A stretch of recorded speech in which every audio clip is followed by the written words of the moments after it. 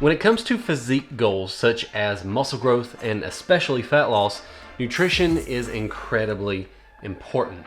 And the easiest way to ensure you make progress towards those goals is to track your nutrition. That's why in this video, I'm gonna show you how to track your nutrition in MyFitnessPal using an example meal. But before we get into the video, hi, my name is Ryan Treadaway, founder of TreadawayTraining.com, where we turn skinny guys into jacked men. If you want more information on body transforming training and nutrition topics every Sunday, consider subscribing.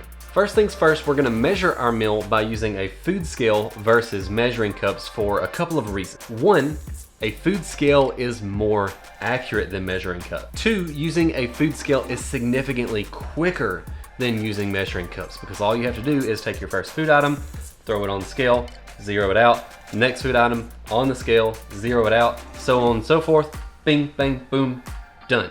With measuring cups, you have to scoop the food into the measuring cup, scoop the food out of the measuring cup onto your plate, do that for all of the food items that you're gonna be measuring in that meal, and then you still have all of those measuring cups that are now dirty and have to be washed. When you're using a food scale, all you have to do is take the scale and throw it back in the drawer and you're done. Now, let's measure a meal. First up, we're gonna put chicken breast on our plate. So what we will do is we will turn the scale on, wait for it to come on, and what we'll do is take our chicken,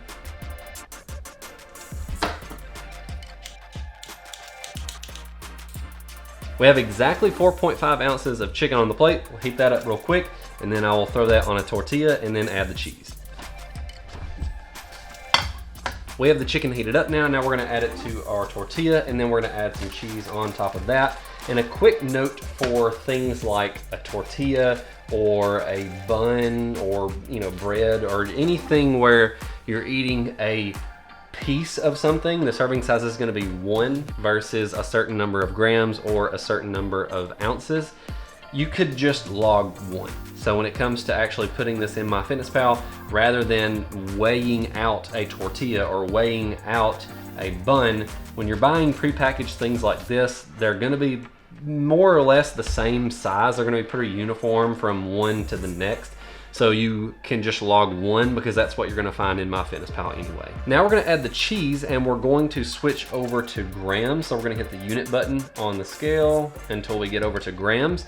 And when I measure meat, personally, I typically will measure it in ounces, and then I'll measure pretty much everything else in grams. You could just measure everything in grams. It's a little bit more accurate since it's a smaller unit of measurement, but that's just the way I like to go about it.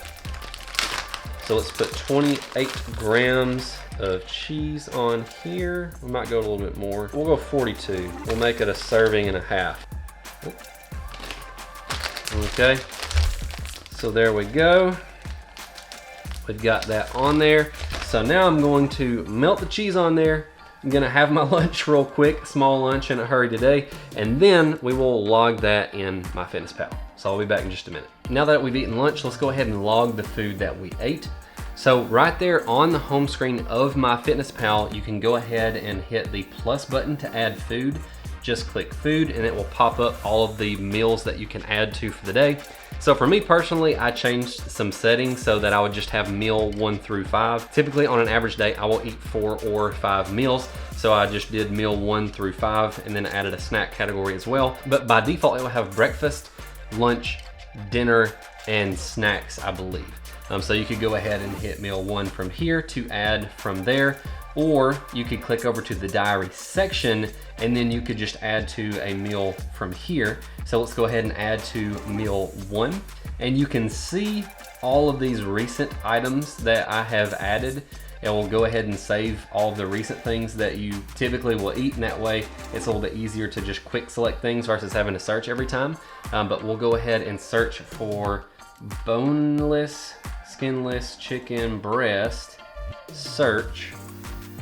Typically the first ones will be right, not always, but more often than not, the ones towards the top are more accurate.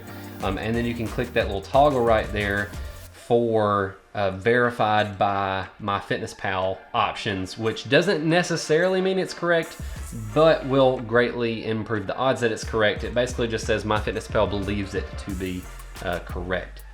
But we will click on this first item here.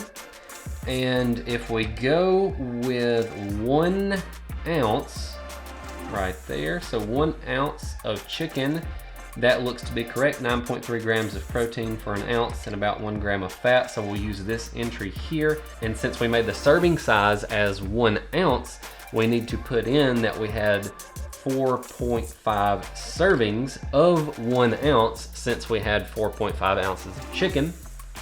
Go ahead and hit the check mark there.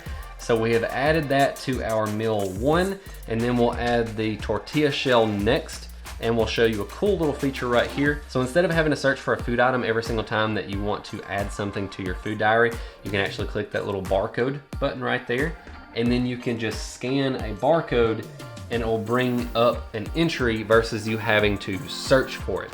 Now, keep in mind, you do want to still glance at it and make sure that it's right, because every once in a while, not very often, but every once in a while, it will bring up an incorrect entry. So 19 carbs, 2.5 fat, 2.5 fat, 5 protein, 5 protein. Yep, that one looks correct. So we'll hit check mark there. And then we're gonna do the same thing for the cheese. And a quick tip for just in general is with this cheese, they did not have the reduced fat version. So we just went with the regular one. But typically, if you're dieting and you're on a limited calorie intake, you'll want to do everything that you can to save calories where you can to allow you to eat more food and still hit your calorie target. So with this case, normally I would have gone with the reduced fat cheese to save some calories here. And with fat-free versus full fat food items, I typically find that there's not a whole lot of difference in taste and texture when going down to reduce fat. So there's not much of a difference in taste, and it saves a bunch of calories. So it's kind of a win-win there. And let's go ahead and go back to meal 1, add a food, scan the label. Bing, bang, boom. We did 2 servings of 28 grams. So we'll change that to 2, save, check that off, boom, and then there we go. We have our first meal. You can see that our first meal was 513 calories. And then if you want to click over to the little button at the top, it'll show you the breakdown of what you've had that day. So if you are tracking macros versus just tracking calories, this will allow you to see your macros for the day. And you can see that we've had 59 grams of protein, 21 carbs, 13 grams of fiber, and 25 fat. And then you can go ahead and see the more detailed breakdown of other things as well. If there are certain other things that you're tracking, such as if you're concerned with sodium or cholesterol or things like that, all of that is here as well.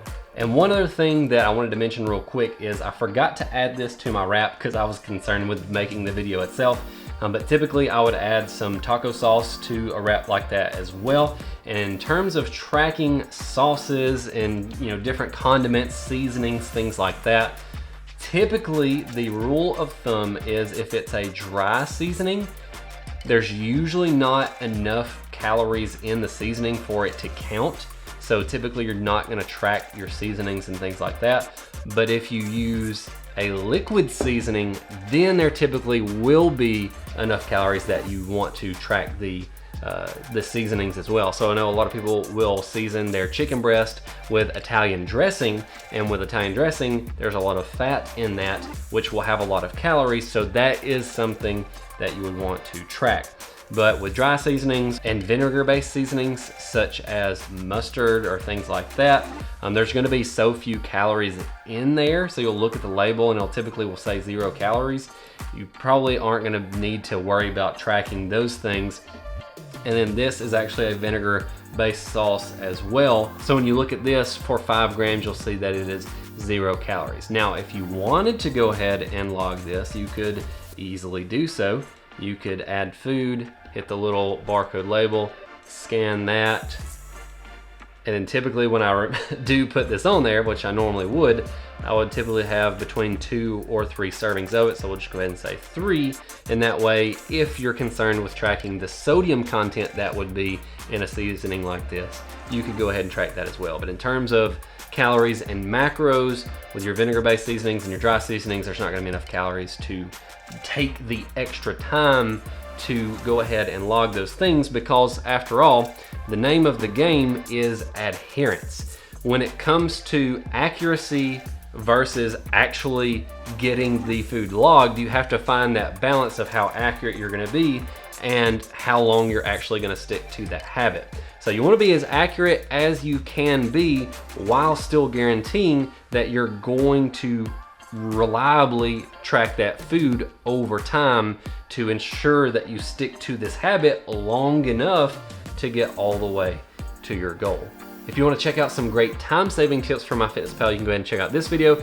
Or if you want to see how you can save recipes and meal combinations so that you can quickly access those later, check out this video. As always, God bless you and your family, and we'll see you next week. We are going to track our food with a food scale versus